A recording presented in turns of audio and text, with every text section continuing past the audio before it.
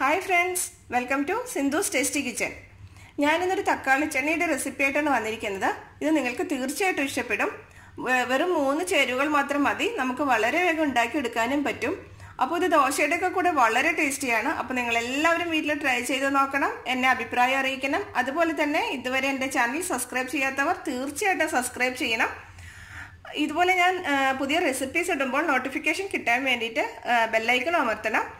അപ്പോൾ നമുക്കിത് എങ്ങനെയാണ് ഉണ്ടാക്കുന്നതെന്ന് നോക്കാം. അപ്പോൾ നമുക്ക് തക്കാളി ചമ്മന്തി ഉണ്ടാക്കാൻ വേണ്ടിയിട്ട് ഇതുപോലെ ഒരു പാൻ ചൂടാകുമ്പോൾ ഒരു 3 ടേബിൾ സ്പൂണോളം വെളിച്ചെണ്ണ ഒഴിച്ചെടുക്കുക.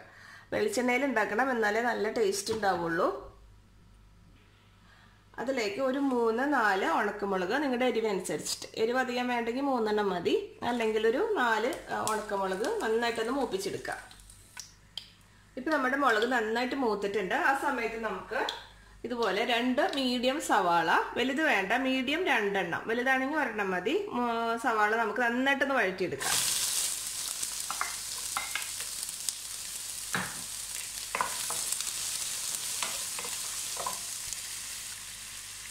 ഈ സമയത്ത് നമുക്ക് ആവശ്യത്തിന് ഉപ്പും കൂടി ചേർത്ത് കൊടുക്കാം. സവാള നന്നായി വഴന്ന ഒരു ഗോൾഡൻ കളർ ആവണം. എന്നിട്ട് വേണം നമുക്ക് ഇതിനകത്തേക്ക് തക്കാളി ഇടാൻ വേണ്ടിയിട്ട്. സവാള എല്ലാം നന്നായിട്ട് വഴന്ന് ഗോൾഡൻ കളർ ആയിട്ടുണ്ട്. ഇനി നമുക്ക് തക്കാളി ഇട്ട് കൊടുക്കാം. ഇതൊരു 2 വലിയ തക്കാളി ഉണ്ട്. ചെറുതാണെങ്കിൽ നിങ്ങൾക്ക് 3-4 ഒക്കെ എടുക്കാം. തക്കാളി ഇത്തിരി കൂടിപ്പോയെന്ന് വെച്ചാലും കുഴപ്പമൊന്നുമില്ല. അപ്പൊ നമുക്ക് ഇതും കൂടി ഇട്ട് കൊടുക്കാം.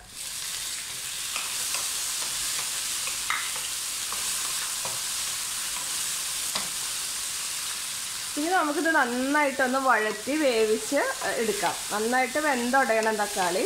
അപ്പോൾ അതുവരെ നമുക്കിതൊന്ന് നന്നായിട്ട് ഇടയ്ക്കിടയ്ക്ക് ഇളക്കി കൊടുക്കാം. കുറച്ച് നേരം ഒന്ന് മൂടി വെച്ചാൽ നമുക്ക് തക്കാളി വേഗം വഴന്ന് കിട്ടും. അപ്പോൾ കുറച്ച് നേരം ഒന്ന് മൂടി വെച്ച് വേവിക്കാം.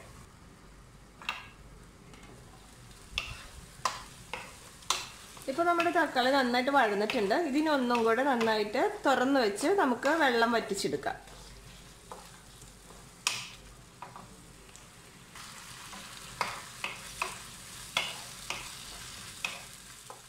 നന്നായി വഴന്ന് വന്നിട്ടുണ്ട്. നമുക്കിനി സ്റ്റൗ ഓഫ് ചെയ്യാം. എന്നിട്ട് ഇതൊന്ന് തണുത്ത് വന്നിട്ട് നമുക്ക് ഒരു മിക്സിയുടെ ജാറിൽ ഒന്ന് അടിച്ചെടുക്കാം. തക്കാളി സവാളയും വഴറ്റിയത് നന്നായിട്ട് തണുത്തിട്ടുണ്ട്. ഞാനതൊരു ജാറിലേക്ക് മാറ്റിയിട്ടുണ്ട്. മിക്സിയുടെ ഒരു ചെറിയ ജാറുണ്ടല്ലോ, അതിനകത്തേക്ക് ഇത് നമുക്ക് നന്നായിട്ടൊന്ന് അടിച്ചെടുക്കാം. ഇത് ഞാനിപ്പോൾ അടിച്ചെടുത്തിട്ടുണ്ട്. അപ്പോൾ ഇതൊരു തിക്കായിട്ടുള്ള ചട്നിയാണ്. നിങ്ങൾക്ക് കുറച്ചും കൂടി തിക്നെസ് കുറഞ്ഞ് മതിയെങ്കിൽ കുറച്ച് വെള്ളം കൂടി ചേർത്തിട്ട് അടിക്കാം.